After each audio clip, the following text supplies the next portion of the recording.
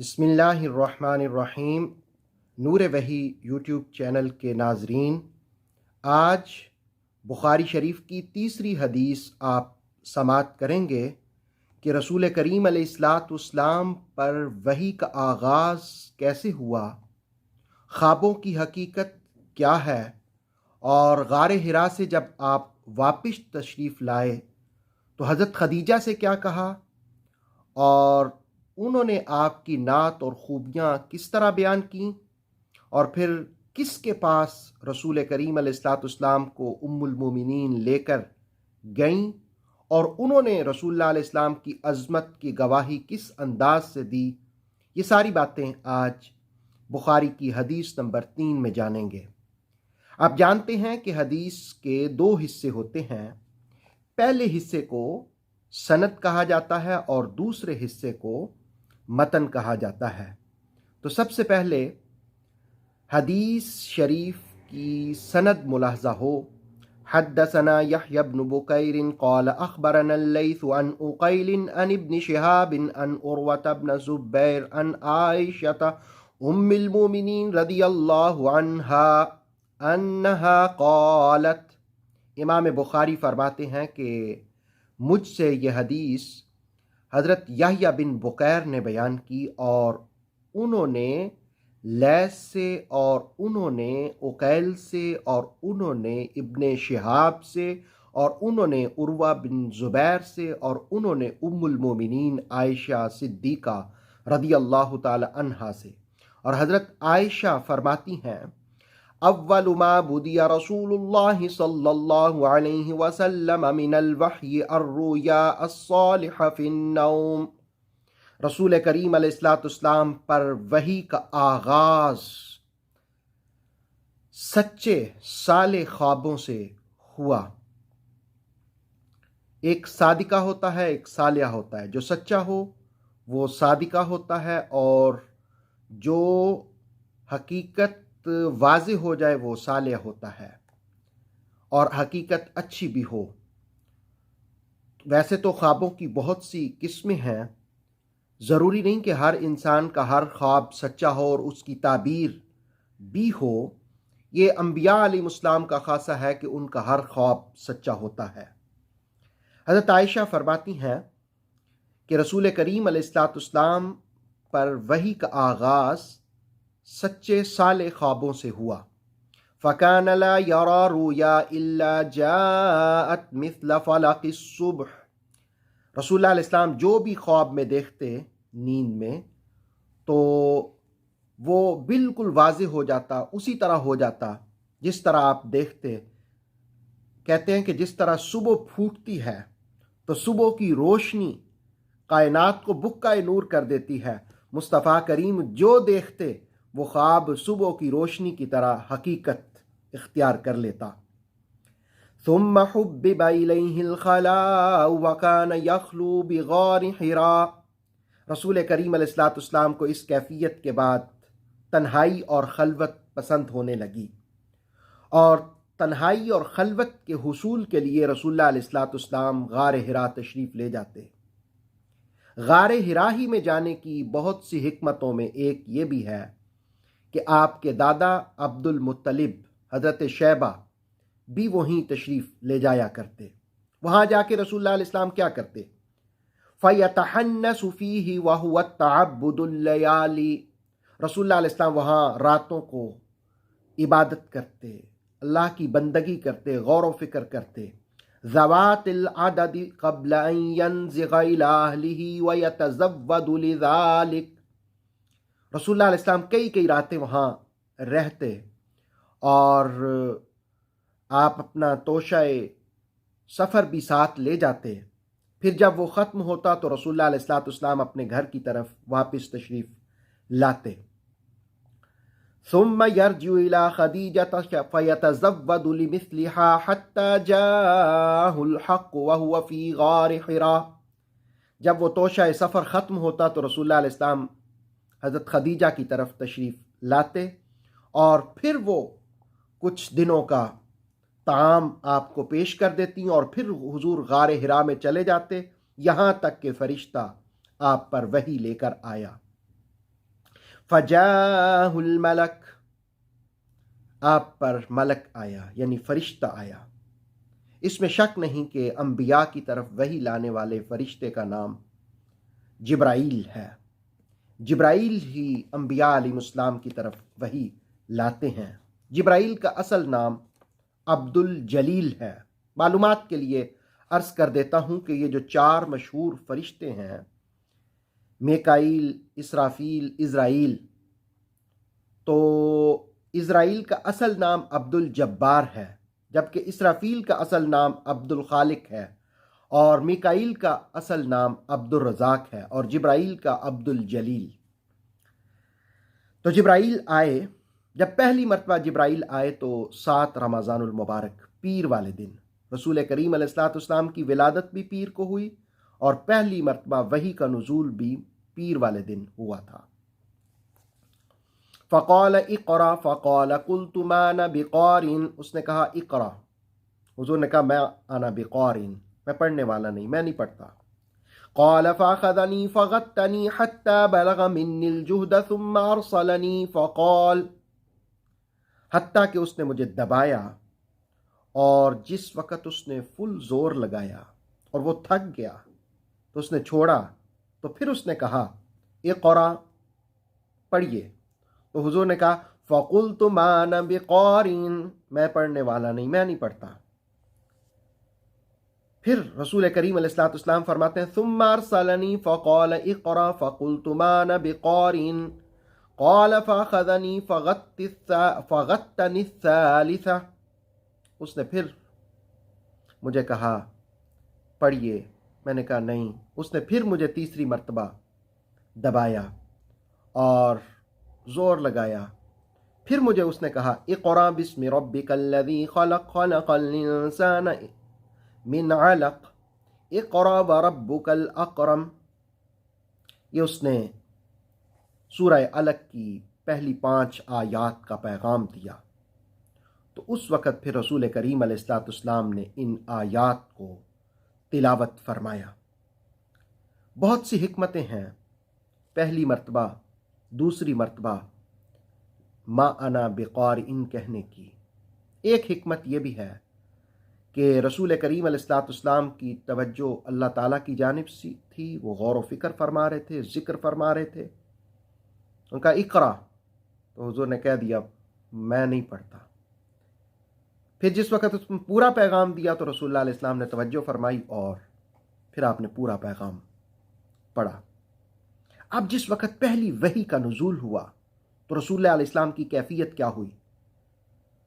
فرجع بها رسول اللہ صلی اللہ علیہ وسلم یرجف فؤادہ، رسول کریم علیہ الصلوۃ والسلام کا دل مضطرب ہوا، اضطرابی کیفیت پیدا ہوئی۔ فدخل علی خدیجہ بنت خویلد فقال زملونی زملونی فزملوا، رسول اللہ علیہ الصلوۃ والسلام حضرت خدیجہ کے پاس آئے اور کہا مجھ پر کمبل اڑا دو، کمبل اڑا دو۔ حضرت خدیجہ نے کمبل اڑا دیا۔ حتی ذہب عنہ الرو، یہاں تک کہ جس وقت یہ کیفیت ختم ہو گئی، اضطرابی کیفیت ختم ہو گئی۔ وَأَخْبَرَهَا الْخَبَرَ، رسول کریم علیہ الصلوۃ والسلام نے غار حرا میں جو واقعہ پیش آیا وہ سارا حضرت خدیجہ کو بتایا۔ لَقَدْ خَشِيتُ عَلَى نَفْسِي، رسول اللہ علیہ الصلوۃ والسلام نے فرمایا کہ مجھے تو جان کا خطرہ ہو گیا، یعنی جس وقت میں یہ وحی کا پیغام دوں گا تو ظاہر ہے جو وحی کا پیغام دیتا ہے لوگ مخالفت کرتے ہیں، اور یہ ذمہ داری۔ تو اس موقع پر حضرت خدیجۃ الکبریٰ نے جو رسول کریم صلی اللہ علیہ وسلم کی نعت کہی، حضور کی خوبیاں بیان کیں، حضور کی صفات بیان کیں، رسول کریم علیہ السلام کے محامد بیان کیے، وہ بخاری کے الفاظ سے سنیے۔ حضرت خدیجہ کہتی ہیں کلا واللہ ما یخزیک اللہ عبدا، اللہ کی قسم اللہ آپ کو کبھی پریشان نہیں کرے گا۔ کیوں؟ آپ فرماتی ہیں انک لتصل الرحم، اے حبیب صلی اللہ علیہ وسلم آپ تو صلہ رحمی فرماتے ہیں، قرابت کے حقوق پورے کرتے ہیں۔ تیسری خوبی تحمل الکل، آپ تو لوگوں کے بوجھ اٹھاتے ہیں۔ وَتَقْسِبُ الْمَعْدُومَ، چوتھی خوبی آپ ضرورت مندوں کی ضرورتوں کی تکمیل کرتے ہیں۔ پانچویں خوبی وَتَقْرِي الضَّيْفَ، آپ تو مہمانوں کی مہمان نوازی کرتے ہیں۔ چھٹی خوبی وَتُعِينُ عَلَى نَوَائِبِ الْحَقِّ، آپ حوادثات میں لوگوں کی مدد کرتے ہیں۔ فَانْطَلَقَتْ بِهِ خدیجہ، حضرت خدیجہ نے یہ خوبیاں، یہ صفات، یہ محامد رسول کریم علیہ السلام کے بیان کیے۔ یاد رہے کہ حضرت خدیجہ کی عمر 40 سال تھی۔ پہلا ان کا خاوند فوت ہو گیا، پھر انہوں نے شادی کی، پھر دوسرا خاوند فوت ہو گیا، حتیٰ کہ 40 سال کی عمر میں جب رسول کریم علیہ السلام کی عمر مبارک 25 سال تھی تو اس وقت یہ حضور کے حرم میں آئی تھیں، اور ان کی موجودگی میں رسول اللہ علیہ السلام نے کوئی دوسری عورت اپنے حرم میں نہیں رکھی۔ حضرت خدیجہ ہی وہ پہلی خاتون ہیں جو اسلام کی دولت سے فیض یاب ہوئی تھیں۔ اب اس کے بعد کیا واقعہ ہوا کہ حضرت خدیجہ کہاں لے کے گئیں رسول کریم علیہ السلام کو؟ فَانْطَلَقَتْ بِهِ خَدِیجَةُ حَتَّىٰ أَتَتْ بِهِ وَرْقَةَ، ہی وہ پہلی خاتون ہیں جو اسلام کی دولت سے فیض یاب ہوئی تھیں۔ اب اس کے بعد کیا واقعہ ہوا کہ حضرت خدیجہ کہاں لے کے گئیں رسول کریم علیہ السلام کو؟ فَانْطَلَقَتْ بِهِ خَدِیجَةُ حَتَّىٰ أَتَتْ بِهِ وَرْقَةَ بْنَ نَوْفَلَ، رسول کریم علیہ السلام کو حضرت خدیجہ ورقہ بن نوفل کے پاس لے کر آئی۔ ورقہ بن نوفل کون تھے؟ ابن عم خدیجہ، وہ حضرت خدیجہ کے چچا زاد تھے، اور جاہلیت کے زمانے میں وہ عیسائی ہو گئے تھے۔ وَكَانَ يَكْتُبُ الْكِتَابَ الْعِبْرَانِيَّ، وہ عبرانی زبان میں انجیل کو لکھتے تھے۔ یاد رہے کہ بدر الدین عینی کے مطابق انجیل کی زبان سریانی تھی اور تورات کی زبان عبرانی تھی۔ آدم کی اولاد کی بھی زبان سریانی تھی، لیکن اصل میں آدم علیہ السلام کی زبان عربی تھی۔ حضرت ابراہیم علیہ السلام کی زبان پہلے سریانی تھی، پھر جب نہر پار کی تو آپ کی زبان عبرانی ہو گئی۔ حضرت اسماعیل کی زبان عربی تھی، تو یہ عربی میں کتاب کو لکھتے تھے۔ تو ان کے پاس، بعض نے کہا کہ عبرانی میں لکھتے تھے، تو ان کے پاس لے کر گئی، اور امام بخاری نے لکھا کہ وَكَانَ شَيْخًا كَبِيرًا قَدْ عَمِيَ، وہ بوڑھے شخص تھے، ان کی بینائی بھی جاتی رہی بڑھاپے کی وجہ سے۔ اور پھر حضرت خدیجہ نے جا کے کہا کہ ذرا اپنے بھتیجے سے سنیے یہ کیا فرماتے ہیں۔ فَأَخْبَرَهُ رَسُولُ اللَّهِ صلی اللہ علیہ وسلم خبر مارا، رسول اللہ علیہ السلام نے وہ سارا واقعہ بیان کیا۔ تو حضرت رسالت مآب صلی اللہ علیہ وسلم نے جس وقت وہ سارا واقعہ بیان کیا غار حرا میں کیا ہوا، تو ورقہ بن نوفل نے کہا ہذا الناموس، یہی وہ ناموس ہے۔ ناموس کہتے رازدار کو، یعنی خیر اور برکت والے رازداری کی خبریں۔ کیا یہی وہ ناموس ہے الذی نزل علی موسیٰ، جو موسیٰ پر نازل ہوا۔ یا لیتنی فیہا جزعا، ورقہ بن نوفل نے کہا کاش میں اس وقت جوان ہوتا۔ یا لیتنی اکون حیا، کاش میں اس وقت زندہ ہوتا۔ اس یخرجو کا قوموں کا، جب آپ کی قوم آپ کو مکہ سے نکال دے گی۔ رسول اللہ علیہ السلام نے فرمایا کہ کیا میری قوم مجھے نکال دے گی؟ او مخرجیہم، اس نے کہا ہاں نعم، لم یأتی رجل قط بمثل ما جئت به الا عودیہ، جو بھی جس پر بھی یہ وحی نازل ہوتی ہے، جس پر بھی یہ ناموس آتا ہے، لوگ اس کے مخالف ہو جاتے ہیں، اور اگر میں اس وقت تک زندہ ہوا تو میں آپ کی ضرور مدد کروں گا۔ پھر کچھ ہی عرصے کے بعد ورقہ بن نوفل فوت ہو گئے، اور کچھ زمانہ تک وحی کا سلسلہ بھی منقطع رہا۔ محدثین نے لکھا تقریباً 3 سال۔ پھر 3 سال کے بعد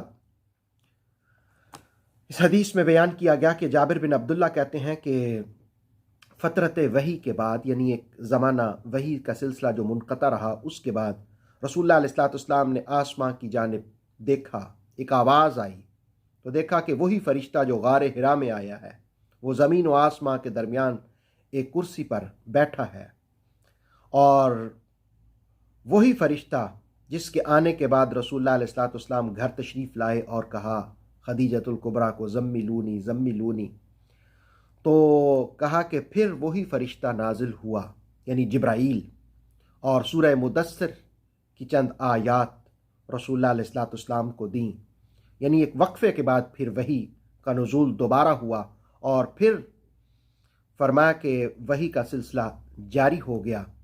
ہم اس حدیث سے چند باتیں سیکھ سکتے ہیں۔ پہلی بات یہ کہ وحی کا آغاز سچے خوابوں سے ہوا، نبی ہی کے سارے خواب سچے ہوتے ہیں اور وہ وحی ہوتے ہیں۔